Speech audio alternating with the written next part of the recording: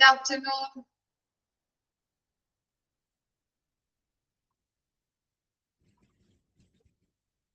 Afternoon.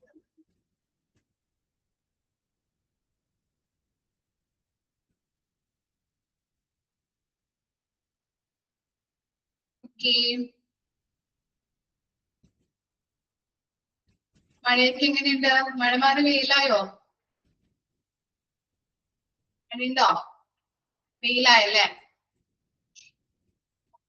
Okay. Class start ചെയ്യാം.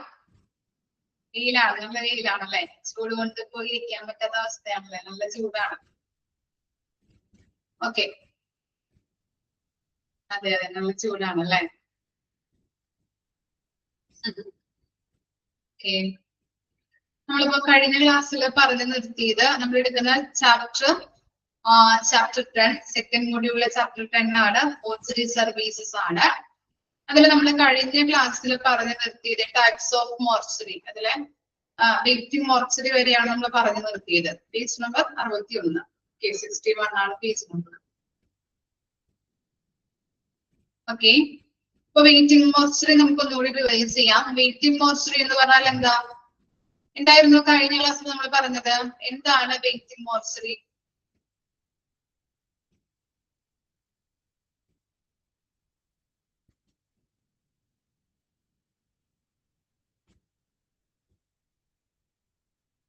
എന്താ waiting mortuary?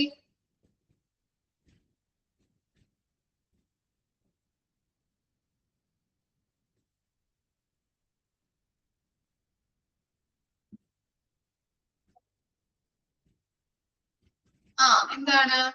നമ്മള് മരണമടഞ്ഞ വ്യക്തികള് മരിച്ചോ ഇല്ലയോ എന്ന് ഒന്നുകൂടി സ്ഥിരീകരിക്കാൻ വേണ്ടിയിട്ട് സൂക്ഷിക്കുന്ന അത്തരത്തിലുള്ള ഒരു പർപ്പസിന് വേണ്ടിയിട്ട് വെക്കുന്നതാണ് വെയിറ്റിംഗ് മോർച്ചറി അല്ലെ? ഓക്കെ. അവിടെ ഒരു പേഴ്സൺ ഉണ്ട് അല്ലെ? ആരാണ്? ഈ അത് മരിച്ചോ ഇല്ലയോ എന്ന് നോക്കാൻ വേണ്ടിയിട്ട് നമ്മൾ നിർത്തിയിരിക്കുന്ന അല്ലെങ്കിൽ അവിടെ നോക്കുന്ന വ്യക്തി ആരാണ്? ഒരു വ്യക്തിയുടെ പേര് പറയുന്നുണ്ടല്ലേ? അറ്റൻഡേഴ്സ്. ഓക്കെ. ഓക്കെ. അപ്പൊ ഇത്രയും കാര്യങ്ങളാണ് നമ്മൾ വെയിറ്റിംഗ് മോർച്ചറിയിൽ പറഞ്ഞത്. ഇനി നമുക്ക് നോക്കാം ഹോസ്പിറ്റൽ മോർച്ചറി. എന്താണ് ഹോസ്പിറ്റൽ മോർച്ചറി എന്ന് പറഞ്ഞാല്?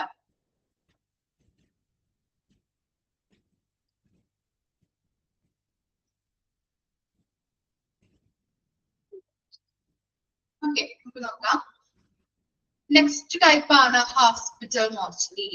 A hospital mortuary is situated within a hospital, a care center, a hospice, or a retirement home.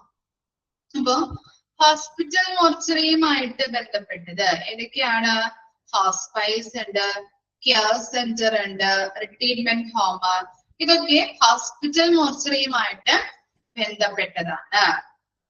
ഇനി എന്താ?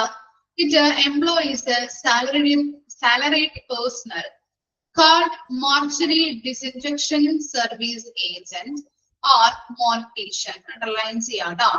എംപ്ലോയി അവിടെ എന്താണ്? Salaried personal. ഹോസ്പിറ്റൽ മോർച്ചറിയിൽ ജോലി ചെയ്യുന്ന സാലറീഡ് പേഴ്സണൽസിനെ പറയുന്ന പേരാണ് ഹോസ്പിറ്റൽ നോക്കാം മോർച്ചറി ഡിസിൻഫെക്ഷൻ സർവീസ് ഏജന്റ് എന്ന് പറയുന്നുണ്ട്. അതുപോലെ തന്നെ മോർട്ടീഷ്യൻ എന്ന് പറയുന്നുണ്ട് കേട്ടോ. രണ്ട് രീതിയിലും പറയുന്നുണ്ട്. അപ്പൊ അവിടെ വർക്ക് ചെയ്യുന്ന സാലറിഡ് പേഴ്സണലിനെ പറയുന്ന പേരാണ് മോർച്ചറി ഡിസിൻഫെക്ഷൻ സർവീസ് ഏജന്റ് അല്ലെങ്കിൽ മോർട്ടീഷ്യൻ എന്നാണ് പറയുന്നത്. Hospital mortuary is part of hospital services. Hospital mortuary എന്ന് പറയുന്നത് ഹോസ്പിറ്റൽ സർവീസസിന്റെ ഒരു ഭാഗമാണ്, പാർട്ടാണ്.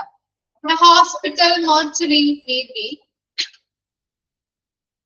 delegated as an autopsy site for forensic purposes. അതായത് ഈ ഹോസ്പിറ്റൽ മോർച്ചറി ഡെലഗേറ്റഡ് എന്ന് പറഞ്ഞാൽ എന്താ?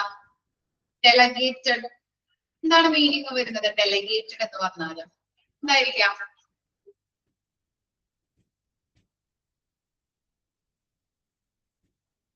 എന്തായിരിക്കാം? ഡെലഗേറ്റഡ്. എന്താ മീനിങ്? ഡെലഗേഷൻ എന്ന് പറഞ്ഞാൽ എന്താ? ചുമതലപ്പെടുത്തുക കേട്ടോ. അറിയില്ല. ഓക്കെ, ചുമതലപ്പെടുത്തുക. ഓക്കെ, അപ്പോ ഈ ഓട്ടോപ്സി പോലുള്ള ഫോറൻസിക് പർപ്പസിന് വേണ്ടിയിട്ട് ചുമതലപ്പെടുത്തിയിരിക്കുന്നതാണ് ആരെയാണ്? ഹോസ്പിറ്റൽ മോർച്ചറിയെ. നമ്മള് പോസ്റ്റ്മോർട്ടം ചെയ്യാനായിട്ട് ഇപ്പൊ എന്തെങ്കിലും ഇൻവെസ്റ്റിഗേഷന് വേണ്ടിയിട്ടോ മരണകാരണം അറിയുന്നതിന് വേണ്ടിയിട്ടോ നമ്മൾ ഓട്ടോപ്സി ചെയ്യാറുണ്ട്, പോസ്റ്റ്മോർട്ടം ചെയ്യാറുണ്ട് അല്ലെ? ചില ആളുകളെ അല്ലെ, ചില പേഴ്സൺസിനെ അങ്ങനെ ചെയ്യാറുണ്ട്. അത്തരത്തിലുള്ള ഓട്ടോപ്സിക്ക് വേണ്ടിയിട്ട്, അത്തരത്തിലുള്ള ഒരു ഫോറൻസിക് പർപ്പസിന് വേണ്ടിയിട്ട് ചുമതലപ്പെടുത്തിയിരിക്കുന്നതാണ് ഹോസ്പിറ്റൽ മോർച്ചറിയെ. ഓക്കെ, ഇത്തരം കാര്യങ്ങളാണ് ആ പാരഗ്രാഫിൽ പറയുന്നത്. എന്തൊക്കെയാണ് നമ്മൾ പറഞ്ഞത്? ഹോസ്പിറ്റൽ മോർച്ചറി എന്തൊക്കെയായിട്ടാണ് ബന്ധപ്പെട്ടിരിക്കുന്നത്? Hospitals, care centres, hospice or retirement home. Hospice എന്ന് പറഞ്ഞാൽ എന്താ? ഹോസ്പൈസ് എന്തായിരിക്കും? ഇൻട്രൊഡക്ഷനിൽ പറഞ്ഞു തന്നിട്ടുണ്ടാവുമല്ലോ മിസ്സുമാര് ഇല്ലേ? എന്താ ഹോസ്പൈസ് എന്ന് പറഞ്ഞാല്? എന്താണ്? പുനരധിവാസ കേന്ദ്രങ്ങൾ അല്ലെ, സേവനങ്ങൾ അല്ലെ? ഓക്കെ.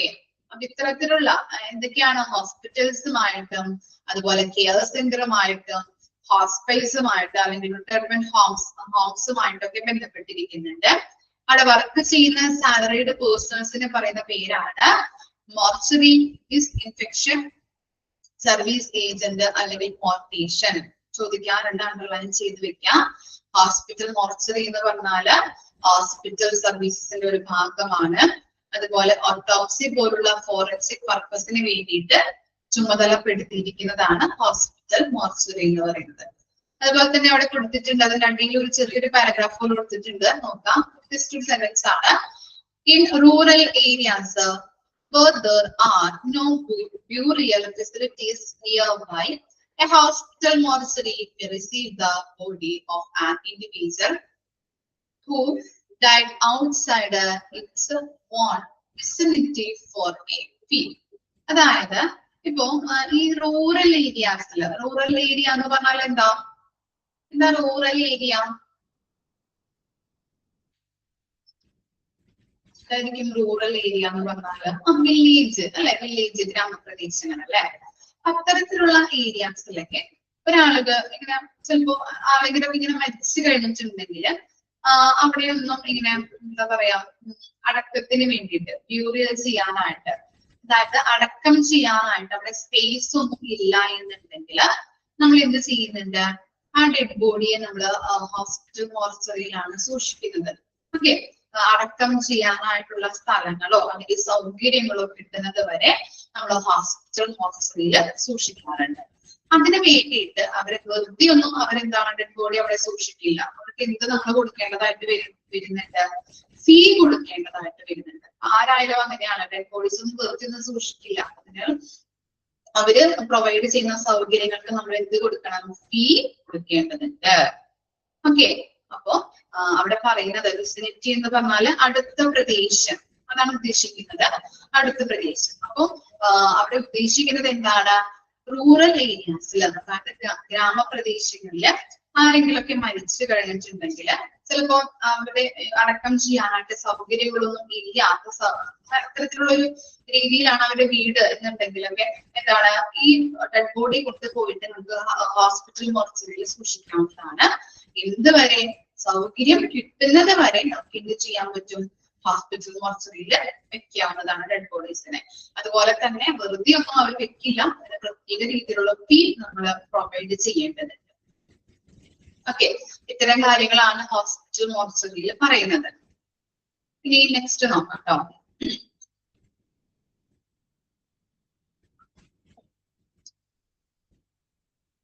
നെക്സ്റ്റ് ആണ് പ്രൈവറ്റ് മോർച്ചറി. എന്തായിരിക്കാം പ്രൈവറ്റ് മോർച്ചറി നോക്കാം. ഓരോ പോയിന്റ്സ് വൈസ് അവിടെ കൊടുത്തിട്ടുണ്ട്. ഈ private mortuary is a private structure to receive remains waiting for burial or cremation. അതായത് എന്താണ്? അടക്കം ചെയ്യുന്നതിന് മുൻപോ അല്ലെങ്കിൽ ക്രിമേഷൻ എന്ന് പറഞ്ഞാൽ ശവസംസ്കാരം നമ്മൾ പറഞ്ഞിട്ടുണ്ടല്ലേ, ഓർമ്മയുണ്ടോ നിങ്ങൾക്ക്? ബ്യൂറിയൽ എന്ന് പറഞ്ഞാല് ശവസംസ്കാരം, അടക്കം ചെയ്യാം. അതുപോലെ തന്നെ ക്രിമേഷൻ എന്ന് പറഞ്ഞാല് ശവസംസ്കാരം. അപ്പൊ അടക്കം ചെയ്യുന്നതിന് മുൻപോ അതല്ല എന്നുണ്ടെങ്കിൽ ശവസംസ്കാരത്തിന് മുൻപോ നമ്മള് ഈ എന്ത് ചെയ്യുന്നുണ്ട്, ഡെഡ് ബോഡീസ് വെയിറ്റ് ചെയ്യിപ്പിക്കുന്നുണ്ട് അല്ലെ. അത് വെയിറ്റ് ചെയ്യിപ്പിച്ച് വെക്കുന്നതാണ് എവിടെയാണെന്നാണ് പറയുന്നത്, പ്രൈവറ്റ് മോർച്ചറിയിലാണ്. ഓക്കെ, പ്രൈവറ്റ് മോർച്ചറിയിൽ നമ്മൾ സൂക്ഷിക്കുന്നുണ്ട്. ഇതിന്റെ കാരണം എന്താണെന്ന് തൊട്ടടുത്ത പോയിന്റിൽ കൊടുത്തിട്ടുണ്ട്. It is mostly used in some cases of a death at home. അതായത് ഇപ്പൊ ചില ആളുകളൊക്കെ അപ്പൻ അമ്മ ഒരു വീട്ടിലുണ്ടാവും, അവരുടെ മക്കളൊക്കെ ചിലപ്പോൾ വിദേശത്തായിരിക്കാം ഇല്ലേ. ഇപ്പൊ നമ്മൾ നോക്കുമ്പോ എല്ലാവരും ഇപ്പൊ പഠിക്കാൻ പോവാം, അല്ലെങ്കിൽ പഠിക്കാൻ പോയി അവർ സെറ്റിൽഡായി, മാരേജ് കഴിഞ്ഞ് അവരോട് സെറ്റിൽ ആവും അല്ലെ, ജോലി കിട്ടി കഴിഞ്ഞിട്ടുണ്ടെങ്കിൽ. അപ്പനമ്മ എന്ന് പറയുന്നത് എന്താണ്, ഇവിടെ ആയിരിക്കും ജീവിക്കുന്നത് അല്ലെ, നമ്മുടെ നാട്ടിൽ. അവർക്ക് എന്താണ്, പുറത്തേക്ക് പോകാനോ നമ്മുടെ വീട് വിട്ട് പോകാനോ ഒന്നും ഇഷ്ടമല്ലായിരിക്കും. അവര് ഇവിടെ ആയിരിക്കും താമസിക്കുന്നത്. അങ്ങനെ അവര് മരിച്ചു കഴിഞ്ഞിട്ടുണ്ടെങ്കിൽ നമ്മൾ എന്ത് ചെയ്യും, അവിടെ നിന്ന് ആളുകൾ ഇപ്പോ പുറം രാജ്യങ്ങളിൽ നിന്നൊക്കെ ആളുകൾ വരുന്നത് വരെ നമ്മൾ എന്ത് ചെയ്യുന്നുണ്ട്, ഡെഡ് ബോഡീസ് സൂക്ഷിച്ചു വെക്കുന്നുണ്ട് അല്ലെ. അതെവിടെയാണ്, പ്രൈവറ്റ് മോർച്ചറിയിലാണ് സൂക്ഷിക്കുന്നത്. ഓക്കെ, ഇതാണ് അവിടെ കൊടുത്തിരിക്കുന്നത്. നമ്മുടെ വീട്ടില് അങ്ങനെ മരണം അടഞ്ഞിട്ടുണ്ടെങ്കിൽ അവര് വരുന്നത് വരെ ചിലപ്പോ എന്താണ് ഒരാഴ്ച പിടിക്കാം, ചിലപ്പോ ഒരു 2-3 ദിവസമൊക്കെ കഴിഞ്ഞിട്ട് മക്കളൊക്കെ എത്തുള്ളൂ അല്ലെ. അപ്പൊ അതിന് വേണ്ടിയിട്ട് നമ്മൾ ഡെഡ് ബോഡീസ് സൂക്ഷിച്ചു വെക്കുന്നത് പ്രൈവറ്റ് മോർച്ചറിയിലാണ്. ഓക്കെ, ഇനി എന്താ, unlike A hospital mortuary, A private mortuary may not receive the bodies of individual who died of certain infectious diseases. അതായത് ഈ എന്താ പറയാ, ഹോസ്പിറ്റൽ മോർച്ചറി പോലെയല്ല പ്രൈവറ്റ് മോർച്ചറി എന്ന് പറയുന്നത്. എന്തായിരിക്കാം കാരണം എന്ന് പറഞ്ഞാല്, ഹോസ്പിറ്റൽ മോർച്ചറിയിൽ നമ്മൾ പറഞ്ഞു എല്ലാ തരം ഡെഡ് ബോഡീസിനെ കൊണ്ട് സൂക്ഷിക്കുന്നുണ്ട്. പക്ഷെ പ്രൈവറ്റ് മോർച്ചറിയിൽ അവിടെ പറയുന്നത് എന്താണ്, ഇൻഫെക്ഷൻസ് ഡിസീസസ് ആയിട്ടാണ് ഒരാൾ മരിക്കുന്നതെങ്കിൽ അത്തരത്തിലുള്ള ഡെഡ് ബോഡീസിനെ നമ്മൾ അവിടെ സൂക്ഷിക്കില്ല, അല്ലെങ്കിൽ അവരവിടെ റിസീവ് ചെയ്യില്ല. ഇതാണ് അതിന്റെ റീസൺ. പ്രൈവറ്റ് മോർച്ചറി പോലെയല്ല ഹോസ്പിറ്റൽ മോർച്ചറി. ഹോസ്പിറ്റൽ മോർച്ചറിയിൽ എല്ലാ തരം ഡെഡ് ബോഡീസിനെയും സൂക്ഷിക്കുന്നുണ്ട്. ഇനി പ്രൈവറ്റ് മോർച്ചറിയിലാകുമ്പോ എന്താണ്, ഇൻഫെക്ഷൻസ് ഡിസീസസ് ആയിട്ട് ആണ് അദ്ദേഹം മരിക്കുന്നതെങ്കിൽ ആ ഡെഡ് ബോഡി അവിടെ സൂക്ഷിക്കില്ല. All private mortuaries are run by funeral homes. ഈ funeral homes പറഞ്ഞിട്ടുണ്ടെങ്കിൽ എല്ലാ പ്രൈവറ്റ് മോർച്ചറിയും റൺ ചെയ്യിപ്പിക്കുന്നത് ഫ്യൂണറൽ ഹോംസ് ആയിരിക്കും. അതായത് ഫ്യൂണറൽ ഹോംസ് എന്ന് പറഞ്ഞു കഴിഞ്ഞിട്ടുണ്ടെങ്കിൽ ഒരു ബിസിനസ് ആണ്. ഓക്കെ, പ്രൈവറ്റ് മോർച്ചറിയിൽ ഡെഡ് ബോഡീസ് സൂക്ഷിച്ച് വെച്ച് റിലേറ്റീവ്സ് ഒക്കെ ഗൾഫിലാണെങ്കിൽ അവർ വരുന്നത് വരെ അവിടെ സൂക്ഷിക്കുന്നു. എന്നിട്ട് അവർ വന്നു കഴിയുമ്പോൾ ഡെഡ് ബോഡീസ് എന്ത് ചെയ്യും, അവർക്ക് കൈമാറുന്നു. ഡെഡ് ബോഡി അവർക്ക് കൈമാറുകയും അതുപോലെ തന്നെ തുടർന്ന് അവരുടെ മരണാന്തര ചടങ്ങുകൾ വരെ ചെയ്തു കൊടുക്കുകയും ചെയ്യുന്നതാണ് ഇത് ഫ്യൂണറൽ ഹോംസ് എന്ന് പറയുന്നത്. അതായത് ഒരു ബിസിനസ് ആണ്. അവര് എന്താണ്, പ്രൈവറ്റ് മോർച്ചറിയാണ് ചെയ്യിപ്പിക്കുന്നത്. മോർച്ചറിയിൽ കൊണ്ടുപോയി ഡെഡ് ബോഡി സൂക്ഷിക്കുകയും അത് കഴിഞ്ഞ് റിലേറ്റീവ്സ് ഒക്കെ വരുമ്പോൾ ഡെഡ് ബോഡി വിട്ടു കൊടുക്കുകയും അതുപോലെ തന്നെ തുടർന്നുള്ള മരണാന്തര ചടങ്ങുകൾ വരെ അവരെന്ത് ചെയ്യുന്നുണ്ട്, അവര് പ്രൊവൈഡ് ചെയ്യുന്നുണ്ട്. അത്തരത്തിലുള്ള സഹായങ്ങളും റിലേറ്റീവ്സിന് ചെയ്തു കൊടുക്കുന്നുണ്ട്. Private mortuary are part of the external services of a funeral homes. അതുപോലെ തന്നെ ഇവിടെ പറയുന്നത് പ്രൈവറ്റ് മോർച്ചറി എന്ന് പറയുന്നത് ഫ്യൂണറൽ ഹോംസിന് പുറമെ കൊടുക്കുന്ന സേവനത്തിന്റെ ഒരു ഭാഗമാണെന്നാണ് പറയുന്നത്. ഓക്കെ, ഫ്യൂണറൽ ഹോംസിന് പുറമെ കൊടുക്കുന്ന ഒരു സേവനത്തിന്റെ ഭാഗമാണ് എന്ത്, പ്രൈവറ്റ് മോർച്ചറി എന്ന് പറയുന്നത്. They come under the category under of funeral home or funeral parlor. ഇനി എന്താണ് ഈ കാറ്റഗറിയിലൂടെ ഇത് ഫ്യൂണറൽ ഹോംസ് എന്ന് പറയുന്നത് ഫ്യൂണറൽ ഹോംസിന്റെ കാറ്റഗറിയിൽ ഉൾപ്പെടുന്നതാണ് പ്രൈവറ്റ് മോർച്ചറി എന്ന് പറയുന്നത്. അല്ലെങ്കിൽ ഫ്യൂണറൽ ഹോംസിന് പറയുന്ന മറ്റൊരു പേരാണ് ഫ്യൂണറൽ പാർലർ എന്ന് പറയുന്നത്. ഓക്കെ, മനസ്സിലായോ? ഫ്യൂണറൽ ഹോംസിനെ മറ്റൊരു രീതിയിലും പറയുന്നത് ഫ്യൂണറൽ പാർലർ എന്ന് പറയുന്നുണ്ട്. ഫ്യൂണറൽ ഹോംസിന്റെ എന്താണ് ഒരു കാറ്റഗറിയിൽ ഉൾപ്പെടുന്നതാണ് അല്ലെങ്കിൽ വരുന്നതാണ് പ്രൈവറ്റ് മോർച്ചറി എന്ന് പറയുന്നത്. ഓക്കെ, കിട്ടിയോ? പ്രൈവറ്റ് മോർച്ചറി എന്താണ്, ഹോസ്പിറ്റൽ മോർച്ചറി എന്താണ്, അതിന്റെ പ്രത്യേകതകൾ എന്താണ് എന്നുള്ളത് ജസ്റ്റ് ഒന്ന് വായിച്ചു നോക്കാം കേട്ടോ.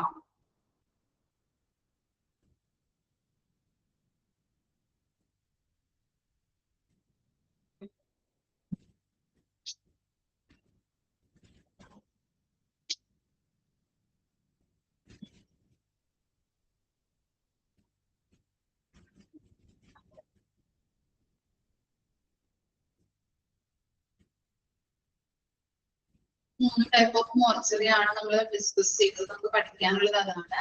അത് കറക്റ്റ് ആയിട്ട് ഓരോന്ന് കൃത്യമായിട്ട് പഠിച്ചു വെക്കാം. ഓരോന്നിനും ക്വസ്റ്റ്യൻസ് ചോദിക്കാറുണ്ട്.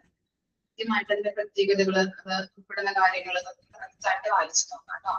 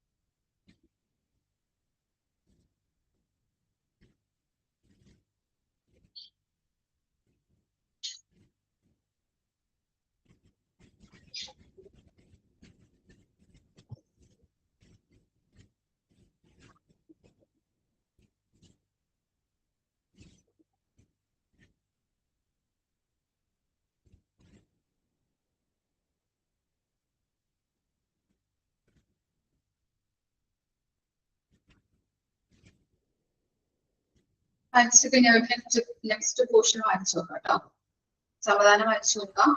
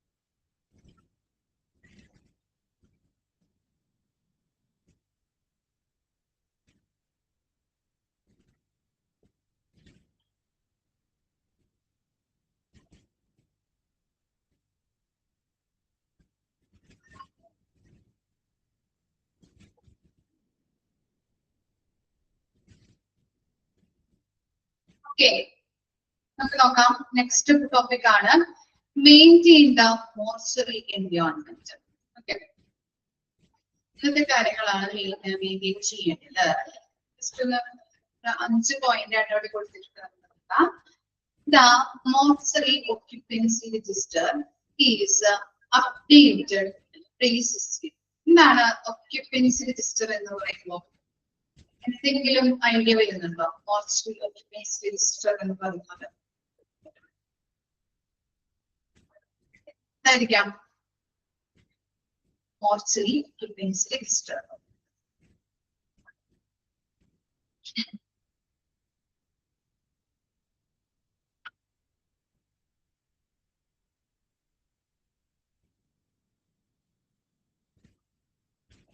എന്തായിരിക്കാം?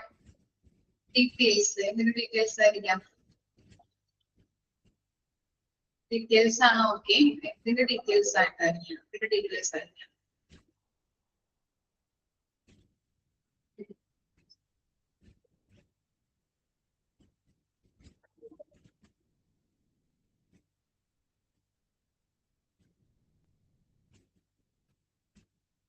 ഡെഡ് ബോഡീസ് ഉണ്ട്. ഓക്കെ, ഒരു വിധം ശരിയായിട്ടുണ്ട്. നോക്കാം നമുക്ക്.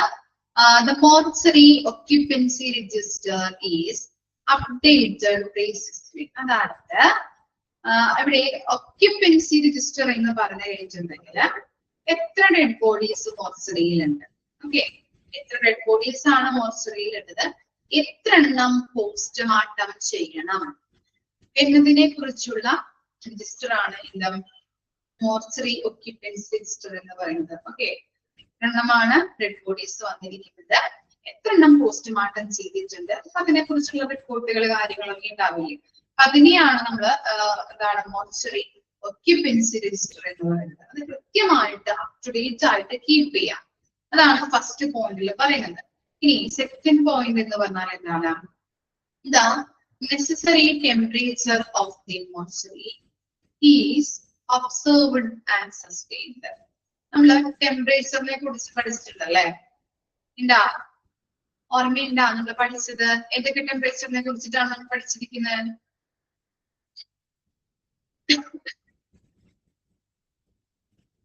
ഏതൊക്കെ ടെമ്പറേച്ചർ ആയിരുന്നു?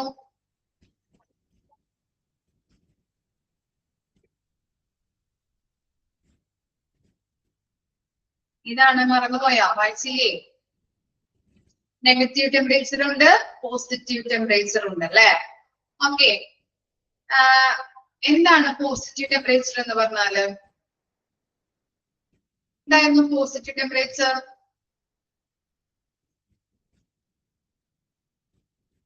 2 to 4 ഡിഗ്രി സെൽഷ്യസില് കുറച്ച് നാള് മാത്രം നമുക്ക് സൂക്ഷിക്കാൻ പറ്റുള്ളൂ അല്ലെ dead bodies. Okay. Negative temperature ആകുമ്പോ എന്താണ് അതിന്റെ എന്താ പറയാ, ഏത് ഇതിലാണ് സൂക്ഷിക്കുന്നത്, ഏത് ഡിഗ്രീസിലാണ് സൂക്ഷിക്കുന്നത്? 15 to 25 ആണോ? -15 to -25 ഡിഗ്രി സെൽഷ്യസിലാണ് നെഗറ്റീവ് ടെമ്പറേച്ചറിലെ ഡെഡ് ബോഡീസ് സൂക്ഷിച്ചു വെക്കുന്നത്. അത് കുറേ നാള് നമുക്ക് അല്ലെ, ഒത്തിരി നാൾ അങ്ങനെ നമുക്ക് ഇത് ചെയ്യാൻ പറ്റും, ഡെഡ് ബോഡി സൂക്ഷിക്കാനായിട്ട് സാധിക്കുന്നുണ്ട്. ഓക്കെ. അപ്പൊ അത്തരത്തിലുള്ള കാര്യങ്ങള് എന്താണ് കൃത്യമായിട്ട് സെറ്റ് ചെയ്തിട്ടുണ്ടോ? ടെമ്പറേച്ചർ കാര്യങ്ങളൊക്കെ കൃത്യമായിട്ട് സെറ്റ് ചെയ്തിട്ടാണ് ഡെഡ് ബോഡീസ് സൂക്ഷിക്കുന്നത്. അത് കറക്റ്റ് ആയിട്ട് നിരീക്ഷിക്കുക, അത് കറക്റ്റ് ആയിട്ട് നിലനിർത്തിക്കൊണ്ട് പോവാ. ഇനി നെക്സ്റ്റ് എന്താണ്?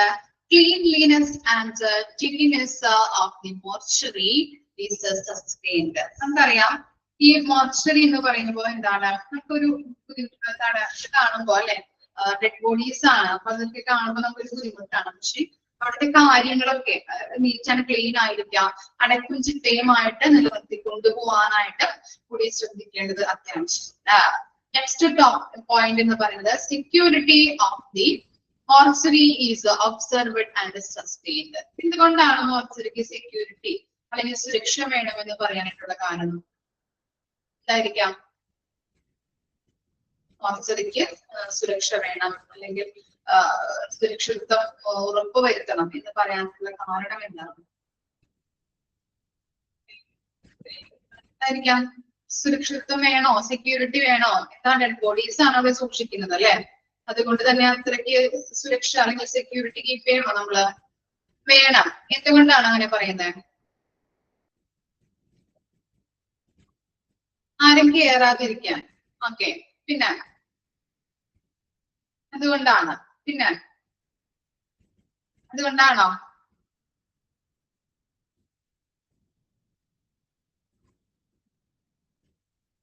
ഓക്കെ. പിന്നെ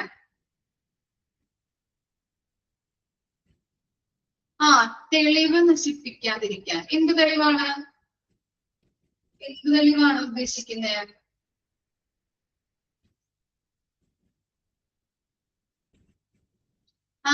ഫോറൻസിക്കിന്റെ ഇല്ലേ? അവിടെ എന്തൊക്കെ രീതിയിലുള്ള ഡെഡ് ബോഡീസ് വരാറുണ്ട്, അല്ലെങ്കിൽ എന്തൊക്കെ കേസസുകൾ വരാറുണ്ട് മോർച്ചറിയില്? Very good. മർഡർ അല്ലെ? അതിനെ പറയുന്ന പേരെന്താ? Very good. MLC അല്ലെ? മെഡിക്കോ ലീഗൽ കേസസ് വരാറുണ്ട് അല്ലേ? എന്താണ് നോൺ മെഡിക്കോ ലീഗലും അതുപോലെ തന്നെ മെഡിക്കോ ലീഗൽ കേസസുകൾ വരാറുണ്ട്. അപ്പൊ ഇത്തരത്തില് മെഡിക്കോ ലീഗൽ കേസസുകൾ വരുമ്പോ നമ്മൾ എന്ത് ചെയ്യാറുണ്ട്? ഇൻവെസ്റ്റിഗേഷൻ നടത്താറുണ്ട്. മരണകാരണം, അതിന്റെ തെളിവുകള്, അതുമായിട്ട് ബന്ധപ്പെട്ട പല ഇൻവെസ്റ്റിഗേഷൻസ് നമ്മൾ ചെയ്യാറുണ്ട്. റിപ്പോർട്ടുകൾ തയ്യാറാക്കിയിട്ട് മോർച്ചറിയിൽ സൂക്ഷിക്കാറുണ്ട് അല്ലെ? അസാൾട്ട്, റേപ്പ്, ആക്സിഡന്റ്, സൂയിസൈഡ്, ഇത്തരത്തിലുള്ള കേസസുകളാണ് നമ്മൾ പോസ്റ്റ്മോർട്ടം ചെയ്യുന്നത്. അതുകൊണ്ട് തന്നെ നമ്മൾ എന്ത് ചെയ്യുന്നുണ്ട്? അതിനെ ഒബ്സർവ് ചെയ്ത് നിരീക്ഷിച്ച് തെളിവുകൾ, എവിഡൻസുകൾ നമ്മൾ കളക്ട് ചെയ്യാറുണ്ട്. ആ എവിഡൻസുകള് ആരെങ്കിലും വന്നിട്ട് നശിപ്പിക്കാനായിട്ട് സാധ്യതയുണ്ട് അല്ലെ? അതുകൊണ്ട് തന്നെയാണ് സെക്യൂരിറ്റി ഉറപ്പുവരുത്തണം എന്ന് പറയുന്നത് മോർച്ചറിയിൽ. ഓക്കെ. നെക്സ്റ്റ് എന്താണ്? Infection control standards and agendas are strictly sustained at all times. അതുപോലെ തന്നെ മോർച്ചറിയില് നമ്മൾ നടപ്പിലാക്കേണ്ട നടപടിക്രമങ്ങൾ ഉണ്ടാവും.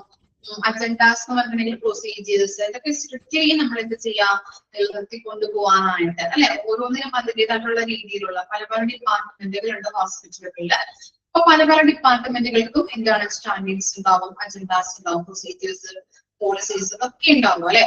അപ്പൊ അതുപോലെ തന്നെയാണ് ഈ മോർച്ചറിക്കും നടപടിക്രമങ്ങൾ ഉണ്ടാവും. അതുപോലെ തന്നെ അജണ്ടാസ്, പ്രൊസീജിയർ കാര്യങ്ങളൊക്കെ ഉണ്ടാവും. സ്ട്രിക്ട്ലി നമ്മൾ ഫോളോ ചെയ്ത് നിലനിർത്തിക്കൊണ്ട് പോകേണ്ടത് അത്യാവശ്യമാണ്.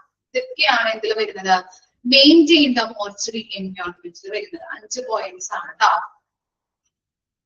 ഓക്കെ,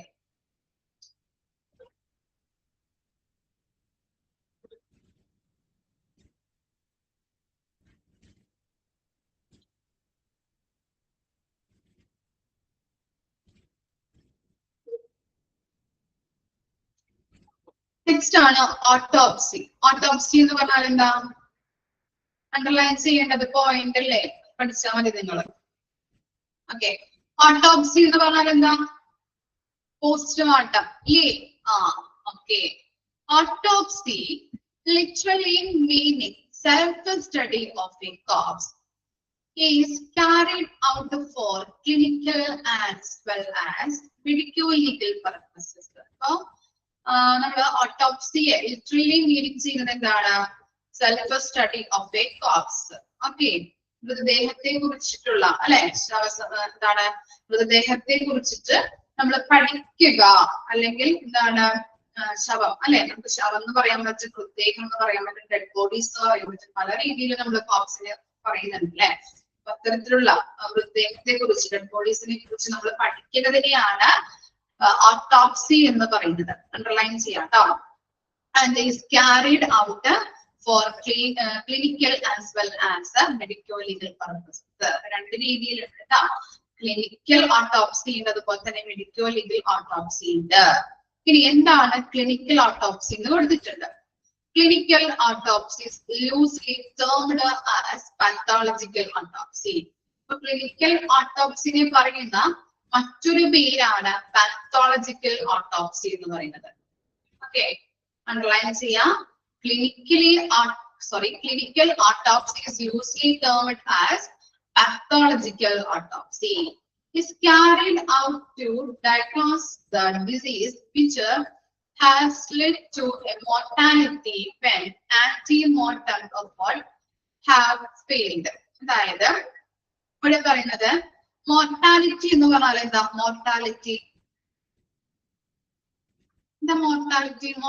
റേറ്റ് എന്നൊക്കെ നമ്മൾ പറയാറുണ്ടല്ലേ, കേട്ടിട്ടില്ലേ നിങ്ങള്? എന്താ മോർട്ടാലിറ്റി എന്ന് പറയുമ്പോ?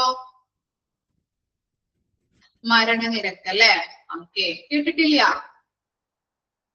ഓക്കെ, മരണനിരക്കാണ് മോർട്ടാലിറ്റി റേറ്റ് എന്ന് പറഞ്ഞാല്. ആന്റി മോർട്ടം എന്ന് പറഞ്ഞാല് മരണത്തിന് മുൻപുള്ള ശ്രമങ്ങൾ.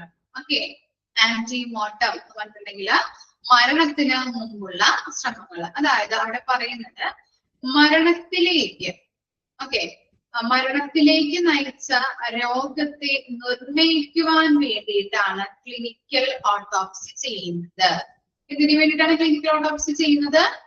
മരണത്തിലേക്ക് നയിച്ച രോഗത്തെ നിർണയിക്കുവാൻ വേണ്ടിയിട്ടാണ് ക്ലിനിക്കൽ ഓട്ടോപ്സി ചെയ്യുന്നത്. അതായത് ഒരു എക്സാമ്പിളിലൂടെ പറഞ്ഞു തരാം. ഓക്കെ, അത് മനസ്സിലായോ? ഒന്നുകൂടി ഞാൻ വായിക്കാം. മരണത്തിലേക്ക് നയിച്ച രോഗത്തെ നിർണയിക്കുവാൻ വേണ്ടിയിട്ടാണ് ക്ലിനിക്കൽ ഓട്ടോപ്സി ചെയ്യുന്നത്. അതായത് എക്സാമ്പിൾ ശ്രദ്ധിച്ചിട്ടേക്കാം. ഒരു വ്യക്തി നമ്മൾ നോക്കുമ്പോൾ അയാൾക്ക് അധികം അസുഖങ്ങളൊന്നുമില്ല, ആള് നോർമലാണ്, നല്ല രീതിയിൽ ആരോഗ്യമുള്ള ഒരു വ്യക്തി പെട്ടെന്ന് കുഴഞ്ഞു വീണ് മരിച്ചു. ഓക്കെ, നമ്മൾ നോക്കുമ്പോ മരുന്നൊന്നും തന്നെ കഴിക്കുന്നില്ല, പെട്ടെന്ന് അസുഖം വന്ന് അല്ലെങ്കിൽ കുഴഞ്ഞു വീണ് പെട്ടെന്ന് മരിച്ചു. അങ്ങനെ പലയിടത്തും പല ആളുകളും മരണപ്പെടാറുണ്ടല്ലേ, ഇല്ലേ? നമ്മൾ കേട്ടിട്ടുണ്ടല്ലേ?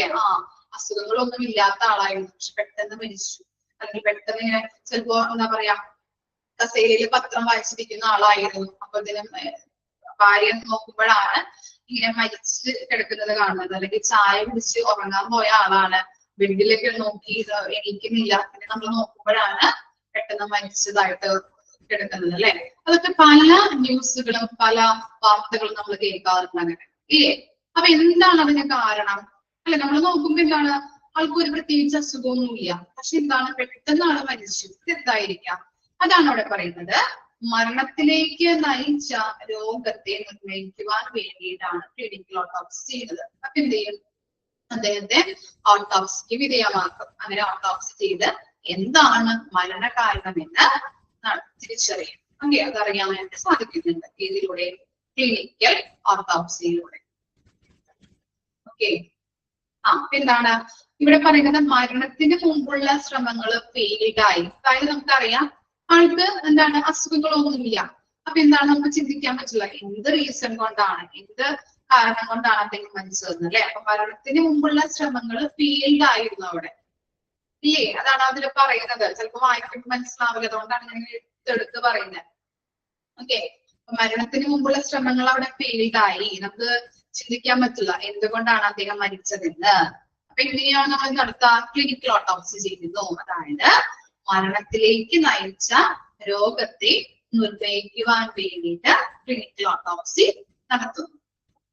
കിട്ടിയോ എന്താണ് ക്ലിനിക്കൽ ഓട്ടോപ്സി എന്ന്? ഓക്കെ, ഇനി അതിന്റെ പർപ്പസ് അവിടെ കൊടുത്തിട്ടുണ്ട്, നോക്കാം. ഫസ്റ്റ് വൺ എന്ന് പറയുന്നത് നമ്മൾ മുൻപ് പറഞ്ഞ കാര്യം തന്നെയാണ് അവിടെ വീണ്ടും കൊടുത്തിരിക്കുന്നത്. ക്ലിനിക്കൽ ഓട്ടോപ്സി കൊണ്ടുള്ള പർപ്പസ്, ഉദ്ദേശം എന്താണ്? To establish the nature of the diseases which has led to death when antemortem attempts have failed. Okay, മനസ്സിലായോ? എന്താണ് നമ്മൾ പറഞ്ഞു അല്ലെ, മരണത്തിന് മുമ്പുള്ള ശ്രമങ്ങൾ ഫെയിൽഡ് ആയി. അദ്ദേഹത്തിന്റെ മരണം അല്ലെങ്കിൽ മരണ കാരണം എന്താണെന്ന് തിരിച്ചറിയാൻ പറ്റില്ല. നമ്മൾ പറഞ്ഞു നോർമൽ ആയിട്ടിരിക്കുന്ന ഒരു വ്യക്തിയായിരുന്നു, അസുഖങ്ങളൊന്നും ഉണ്ടായിട്ടില്ല. അപ്പൊ എന്താണ്, ആ മരണത്തിന് മുമ്പുള്ള ശ്രമങ്ങൾ ഫെയിൽഡ് ആയി കഴിഞ്ഞാല് നമ്മൾ ക്ലിനിക്കൽ ഓട്ടോപ്സി ചെയ്യുന്നു. കിട്ടിയോ? ഫസ്റ്റ് സെന്റൻസ് എന്ന് പറഞ്ഞാൽ നമ്മൾ ആദ്യം പറഞ്ഞ സെന്റൻസ് തന്നെയാണ് ഇവിടെ കൊടുത്തിരിക്കുന്നത്. Next, to study pathology of the disease which has led to death even when the diagnosis has been established prior to death. അതായത് ഇതിൽ പറയുന്നത് മരണകാരണം അറിയാമായിരുന്നു. ഓക്കെ, അതായത് ഫോർ എക്സാമ്പിൾ വെച്ചിട്ട് നമുക്ക് പറയാം. ഇവിടെ പറയുന്നത് ഒരു പേഴ്സൺ കുറച്ച് ദിവസങ്ങളായിട്ട് ഭയങ്കര അസ്വസ്ഥതയുണ്ട്, നെഞ്ചുവേദന കാര്യങ്ങളൊക്കെ വരുന്നുണ്ട്. അപ്പൊ ഡോക്ടറെ അടുത്ത് കൊണ്ടുപോയപ്പോ കാർഡിയാക് അറസ്റ്റ് വന്നതാണ് എന്നുള്ളത് സ്ഥിരീകരിച്ചു. അപ്പൊ എന്ത് ചെയ്തു? മരുന്ന് കൊടുത്തു. അദ്ദേഹം കുഴപ്പമില്ലാണ്ട് പോകുന്നു. കുറച്ച് മാസങ്ങൾ കഴിയുമ്പോ, ഒരു 3-4 മാസങ്ങൾ കഴിയുമ്പോൾ അദ്ദേഹം പെട്ടെന്ന് മരിച്ചു. ഓക്കെ, അപ്പൊ നമ്മൾക്ക് എന്താണ്, രോഗം സ്ഥിരീകരിച്ചിട്ടുണ്ടായിരുന്നു അവിടെ അല്ലെ. ബ്ലോക്ക് ഉണ്ട്, കാർഡിയാക് അറസ്റ്റ് വന്നിട്ടുണ്ട് ആദ്യം. അങ്ങനെ മരുന്നിലൂടെയാണ് അദ്ദേഹം കടന്നുപോയിരിക്കുന്നത് എന്നുള്ളത് നമുക്ക് അറിയാമായിരുന്നു. അദ്ദേഹം മരിച്ചതിന്റെ കാരണം പിന്നെ നമുക്ക് വ്യക്തമാക്കാൻ പറ്റും. മനസ്സിലായോ? അതാണ് സെക്കൻഡ് പർപ്പസ് എന്ന് പറയുന്നത്. ഓക്കെ, മരണത്തിലേക്ക് നയിച്ച ആ രോഗത്തെ കുറിച്ച് അവിടെ പഠിക്കുന്നത് എങ്ങനെയാണ് വന്നിരിക്കുന്നത്, ആ രോഗത്തെ നിർണ്ണയിക്കാനായിട്ട് അവിടെ ആദ്യം നിർണ്ണയിച്ചിട്ടുണ്ടായിരുന്നു. അതാണ് സെക്കൻഡ് പർപ്പസ് എന്ന് പറയുന്നത്. ആ രോഗകാരണം നമുക്ക് അറിയാനായിട്ട് സാധിച്ചിട്ടുണ്ടായിരുന്നു. 2 എക്സാമ്പിൾ മനസ്സിലായോ? ഓക്കെ, രണ്ട് കാര്യങ്ങളാണ് അവിടെ പർപ്പസ് ആയിട്ട് കൊടുത്തിരിക്കുന്നത്. ഓക്കെ, ക്ലിനിക്കൽ ഓട്ടോപ്സി എന്താണെന്നുള്ളത് നമ്മൾ പഠിച്ചു, അതുപോലെ തന്നെ പർപ്പസ് എന്താണെന്നുള്ളത് നമ്മൾ നോക്കി. ഓക്കെ, പർപ്പസ് ഒക്കെ ജസ്റ്റ് ഒന്ന് വായിച്ചു നോക്കിയാൽ മതി കേട്ടോ. ക്ലിനിക്കൽ ഓട്ടോപ്സി കൃത്യമായിട്ട് പഠിച്ചു വെക്കാം. ഇനി നെക്സ്റ്റ് നമ്മൾ 2 ഓട്ടോപ്സിയുടെ കാര്യം പറഞ്ഞല്ലേ. ഏതാണ്? ഒരെണ്ണം ക്ലിനിക്കൽ ഓട്ടോപ്സി, അത് നമ്മൾ പറഞ്ഞിരുന്നു. നെക്സ്റ്റ് വൺ എന്ന് പറയുന്നത് എന്താണ്? Medico legal autopsy is executed with the aim of providing answers to questions about the identity, causes of death, time of death, situation of death, etc. is benefiting the law enforcing agencies to settle the crime. അതായത് medico legal autopsy എന്നൊക്കെ പറയുമ്പോൾ എന്താണ്, ഏതൊക്കെ വരാറുണ്ട്? Accident, murder അല്ലെ, പല രീതിയിൽ medico legal കേസുകൾ വരാം അല്ലെ. ഓക്കെ, അപ്പോ ഒരാള് പെട്ടെന്ന് എന്താണ് മർഡർ സംബന്ധമായിട്ട് മരിച്ചിട്ടുണ്ട് എന്നുണ്ടെങ്കിൽ അതിന് അവിടെ കൊടുത്തിരിക്കുന്നത് കുറച്ച് ക്വസ്റ്റ്യൻസ് ആണ്. ഇതാണ് ഐഡന്റിറ്റി എന്ന് പറഞ്ഞാൽ എന്താ? വ്യക്തിത്വം. അതുപോലെ തന്നെ കോസസ് ഓഫ് ഡെത്ത്, മരണകാരണം, ടൈം ഓഫ് ഡെത്ത്, എപ്പോഴാണ്, ഏത് ടൈമിലാണ് അദ്ദേഹം മരിച്ചിരിക്കുന്നത്, സിറ്റുവേഷൻ ഓഫ് ഡെത്ത്, ഏത് സിറ്റുവേഷനുമായിട്ട് ബന്ധപ്പെട്ടിട്ടാണ് അദ്ദേഹം മരിച്ചിരിക്കുന്നത്. ഇത്തരത്തിലുള്ള കുറച്ച് ക്വസ്റ്റ്യൻസിന് ആൻസർ കിട്ടിക്കഴിഞ്ഞിട്ടുണ്ടെങ്കിൽ നമുക്ക് എന്താണ് ആ കുറ്റകൃത്യവുമായിട്ട് ബന്ധപ്പെട്ട കാര്യങ്ങൾ നമുക്ക് സെറ്റിൽ ചെയ്യാൻ പറ്റും ഇല്ലേ? നമ്മളിപ്പോ നിങ്ങളിപ്പോ ക്രൈം ഫയൽ കണ്ടിട്ടുണ്ടോ? സുരേഷ് ഗോപിയുടെ എല്ലാം ഇങ്ങനത്തെ കാര്യങ്ങളാണ് അല്ലെ ഇല്ലേ? എന്താണ് അഭയ കൊലക്കേസ് ഇല്ലേ? നമ്മൾ എങ്ങനെയാണ് അതിൽ പറയുന്നത്? ഐഡന്റിറ്റി, മരണകാരണം, ടൈം ഓഫ് ഡെത്ത്, അതുപോലെ തന്നെ സിറ്റുവേഷൻ, എങ്ങനെയാണ് ഈ ആ കിണറ്റിലോട്ട് ഒരു ഡെമ്മി അല്ലെ സിസ്റ്ററിന്റെ ആ പൊക്കവും വലിപ്പവും വെയിറ്റും കാര്യങ്ങളൊക്കെ ഉള്ള ഒരു ഡെമ്മി ഇട്ടിട്ട് എന്ത് ചെയ്യുന്നത്, എങ്ങനെയാണ് വീണത് എന്നൊക്കെ അത് എന്താണ് എങ്ങനെയൊക്കെ കിടക്കും, അത്രയും വെയിറ്റ് ഉള്ള ആള് വീണ് കഴിഞ്ഞിട്ടുണ്ടെങ്കിൽ എങ്ങനെയാണ് അവിടെ കിടക്കുന്നത് എന്നുള്ളത് സ്ഥിരീകരിക്കാനായിട്ടല്ലേ അത്തരത്തിലുള്ള കാര്യങ്ങൾ.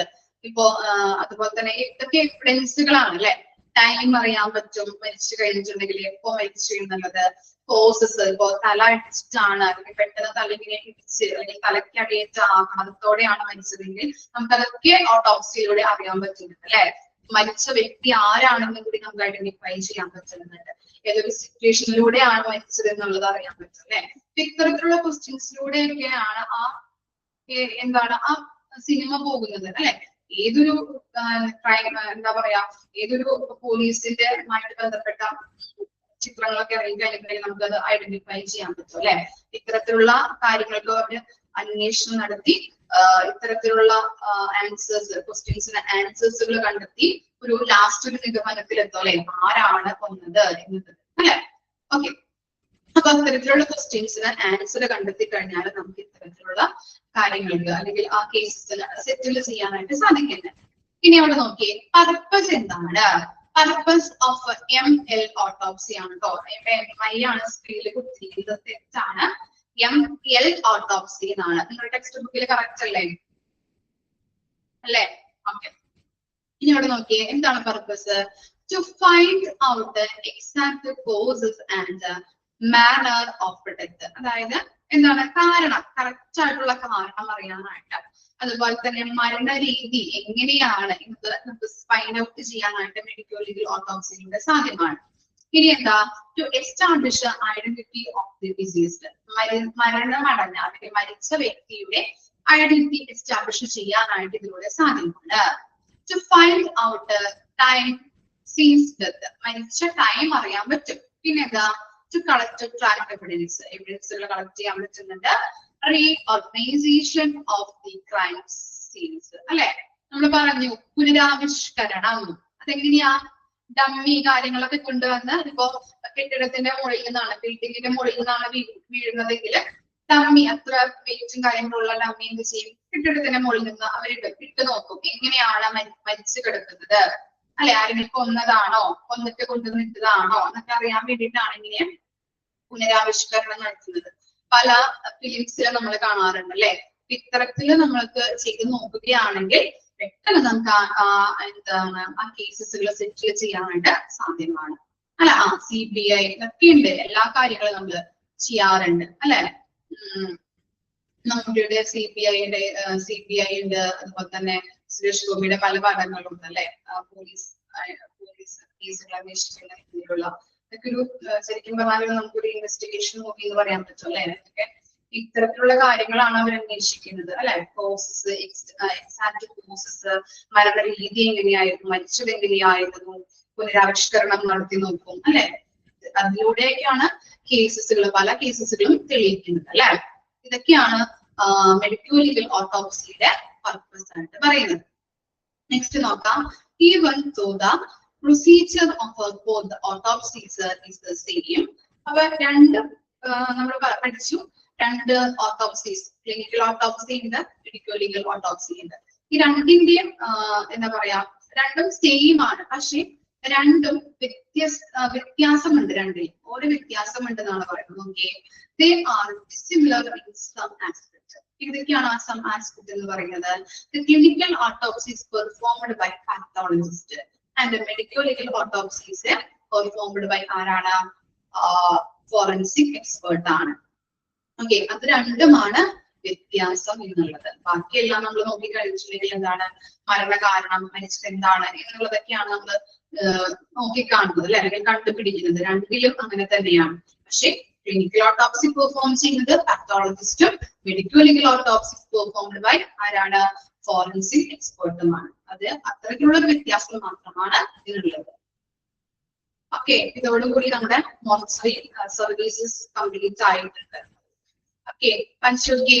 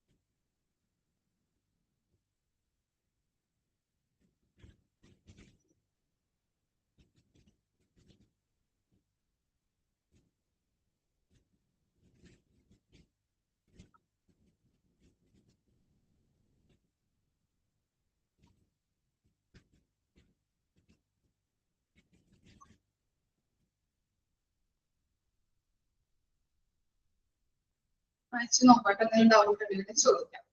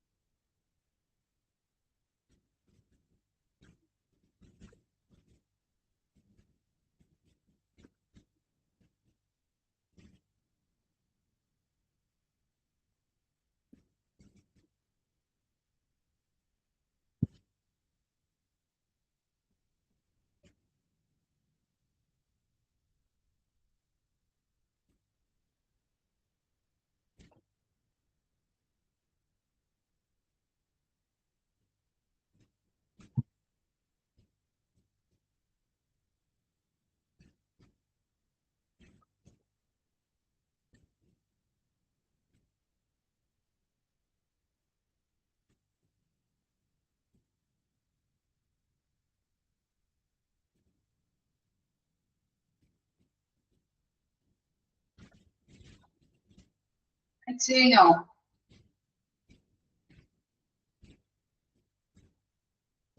എന്തെങ്കിലും ഡൗട്ട് ഉണ്ടോ ഈ ചർച്ച? ക്ലിയർ ആണോ? കംപ്ലീറ്റ് ആയോ? ചാപ്റ്റർ കംപ്ലീറ്റ് ആയിട്ടുണ്ട്. ഇതില് പെർഫോം ചെയ്യുന്നത് കറക്റ്റ് ആയിട്ട് അങ്ങോട്ടും ഇങ്ങോട്ടും മാറിപ്പോവാതെ പഠിക്കണം, ചോദിക്കാറുണ്ട്. അതുപോലെ പർപ്പസ് ജസ്റ്റ് ഒന്ന് വായിച്ചു നോക്കാം. മെഡിക്കൽ ലീഗൽ ഓട്ടോപ്സി എന്താണ്, ക്ലിനിക്കൽ ഓട്ടോപ്സി എന്താണ്, ഓട്ടോപ്സി ത്രില്ലിംഗ് മീനിങ് ഇതൊക്കെ ചോദിക്കാറുണ്ട്. Private mortuary, hospital mortuary, waiting mortuary എന്താണ്, negative and positive temperature important ആണ്. Trolley bay, waiting area, reception ഇതൊക്കെ ഒന്ന് ജസ്റ്റ് നോക്കാം കേട്ടോ.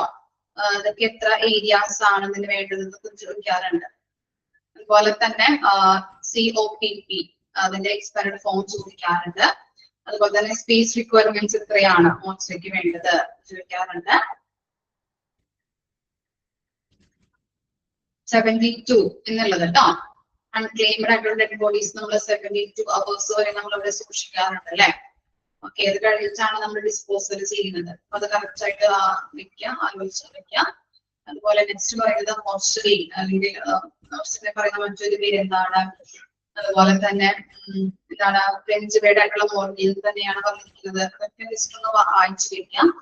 അതിന്റെ മീനിങ് എന്താണ്, ടു സോളംബിറ്റ് ടു ഡിഫേ ചോദിക്കാറുണ്ട്. ഓക്കെ, ഇത്രയും കാര്യങ്ങളാണ് മോർച്ചറി സർവീസുമായിട്ട് ബന്ധപ്പെട്ട ഇമ്പോർട്ടന്റ് ആയിട്ടുള്ള കാര്യങ്ങൾ. ഓക്കെ, വായിച്ചു മനസ്സിലാക്കുക കേട്ടോ. ഓക്കെ, വേറെ ഡൗട്ട് എന്തെങ്കിലും ഉണ്ടോ? ക്ലിയർ ആണോ മോർച്ചറി സർവീസസ്? ഓക്കെ, ഇനി മിസ് എടുക്കാൻ പോകുന്നത് സെക്കൻഡ് ചാപ്റ്റർ ആണ് കേട്ടോ, നഴ്സിംഗ് അഡ്മിനിസ്ട്രേഷൻ. ഇന്ന് ചിലപ്പോൾ എടുക്കാനായിട്ട് അധികം എടുക്കാനായിട്ട് കാര്യമായിട്ട് രജിസ്റ്റർ ഇൻട്രൊഡക്ഷൻ പറഞ്ഞിട്ട് സ്റ്റാർട്ട് ചെയ്തേക്കും. പൈലറ്റ് ചെയ്യാം കേട്ടോ.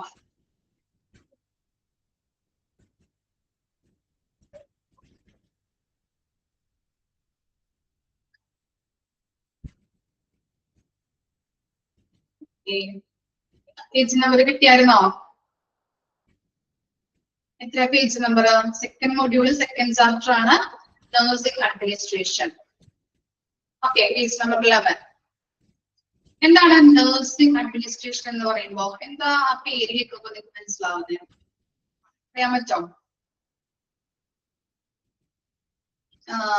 ആ ചാപ്റ്ററിൽ കൂടുതലായിട്ടും ആരെ കുറിച്ചായിരിക്കും പറയുന്നത്?